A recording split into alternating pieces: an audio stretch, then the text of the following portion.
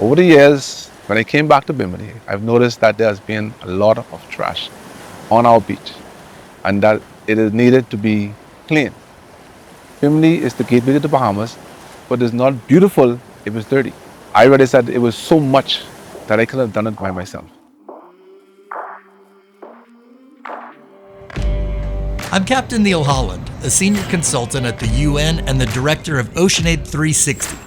Our passion for ocean conservation drives my expert team and me to make a positive impact along the U.S. coasts and throughout Latin America and the Caribbean.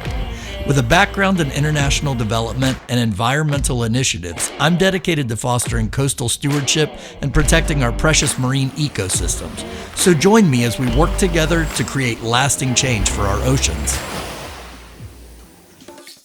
We're here on Bimini, a tiny Bahamian island just about 50 miles off the coast of Florida, to embark on the Bimini Coastal Community Cleanup, an event hosted on the International Coastal Cleanup Day of September 21st. Known as the favorite retreat of legendary author Ernest Hemingway, this community has long been a haven for adventurers and writers alike, while also serving as the home of the renowned Bimini Shark Lab. This week, we're not just here to enjoy the beautiful beaches, we're here to protect them and the vibrant marine life that calls Bimini home.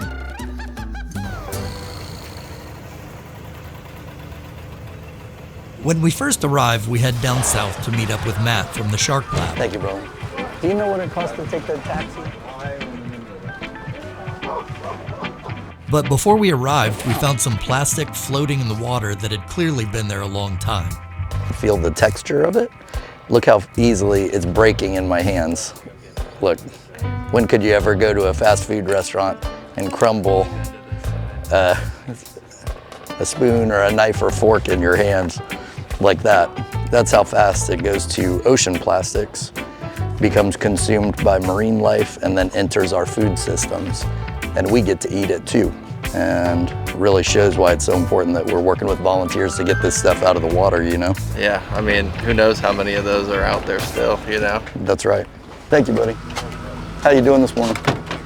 That's good, that's good. Hey, Matt. Hey. Nice to see you, buddy. This is Jack. Nice to meet you. Thank you for having us in. Welcome to the Shark Lab. You guys can come in. All right. That big boat's gonna have to do like this big loop around. Which During our visit with Matt, we got an overview of the ocean terrain surrounding the island and discussed the best way for all of us to approach picking up trash.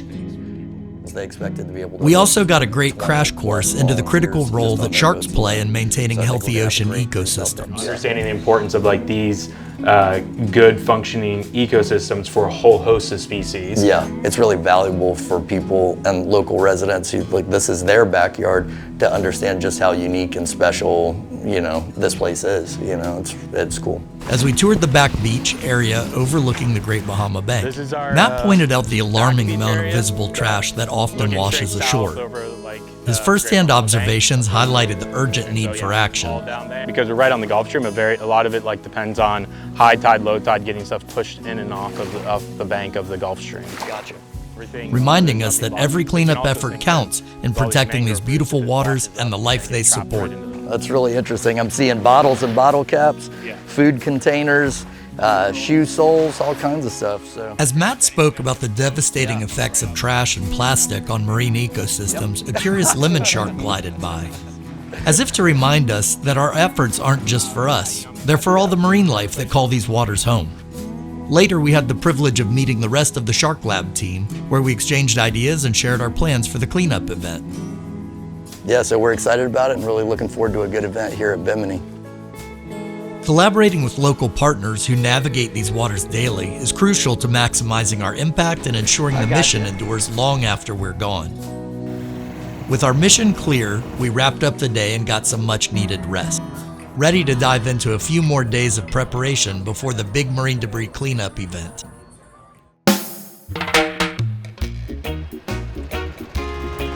This event would not have been possible without our invaluable partnership with the Bahamas Ministry of Tourism, as well as the support of local leaders and organizations here in Bimini. We've been working closely with the local government and community stakeholders for several months to bring this initiative to life. And it's truly rewarding to see everyone's hard work and dedication coming together to make a difference for these beautiful islands. The locals love to have fun, and even though we had a lot to do, it was nice to share a laugh now and then. We want to get him back. Hey, Vernon, look at you. Yeah. That's good. We also took time to walk through our main staging area, where volunteers would be checking in and where all the collected trash would be sorted and weighed. Ensuring every detail was in place was key to running a smooth and impactful cleanup. You're just saying there's not going to be a barge landing while we're here, is there? Okay, okay. Okay. In the afternoon, we explored marine debris hotspots in need of cleanup and listened to the locals share their stories about the impact of trash on their daily lives. Yeah, this squareway and this access, this is a public ramp. One of the problems there was They expressed deep concern for their island's health and how ocean litter affects their community and environment. It became clear that Biminites are not only passionate about preserving the beauty of their home, but are also actively involved in ongoing efforts to keep it clean. Such a beautiful place, and the people, like, they take it for granted and just feel like they can just dump anywhere on the beach. It's crazy. It's crazy. So this is what we have to deal with. This is what we're trying to combat right now. A few areas are just like this. There's another area down a little further. My thing is just getting the youths involved. That's my most important part about it. So they can carry it on and they can teach the next generation the way to do it, because this is too beautiful for us to just allow it to get to a certain point sometimes. With all the tourists flocking to Bimini, maintaining the island's cleanliness poses challenges for both locals and visitors alike. A remarkable example of local conservation is the Dolphin House, built over the span of 20 years by the passionate local artist, poet, and advocate Sir Ashley Saunders. The ocean is bringing in the material I need to work with. The ocean is delivering it to me just about every day, especially the seashells and the beach glass and the driftwood and the sea buoys. In fact, the ocean and the beach is my Home Depot.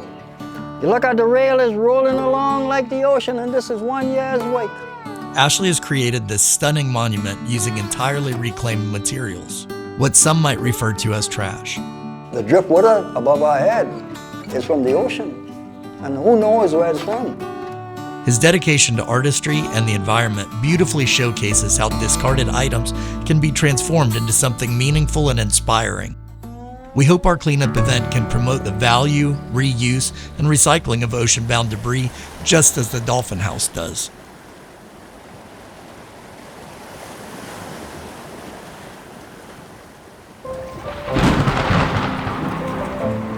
In the Bahamas, the weather can be as unpredictable as the ocean itself. As we prepared for our cleanup event, we faced a looming threat of storms, forcing us into last-minute coordination and planning. Come on in. Morning. That won't even fit all the way through anyways, so. Just a day before our cleanup event, heavy rains and gusty winds rolled through, leaving us anxious about our plans. But the true spirit of teamwork shone through as we adjusted schedules and logistics, ensuring that our cleanup could proceed smoothly. With a glimmer of hope in the sky, we rallied our team and community, ready to face whatever challenges lay ahead.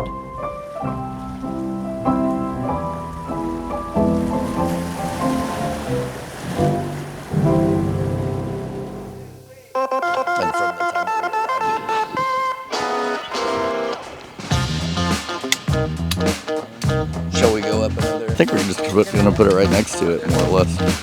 What do I have here? Oh, bracelets. Let's see what's going on right here. Whoa! Does that look about even, Vernon? Oh yeah, man. I understand. It's perfectly level right now.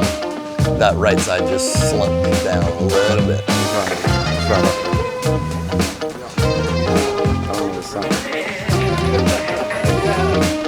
I'm Neil. Nice to meet you. Thank you for being here with us today. You know what? We've been working for like 4 months to make this event today. Good morning, everyone. Good morning. I want to thank you guys for coming to our first coastal cleanup for the island of Bimini.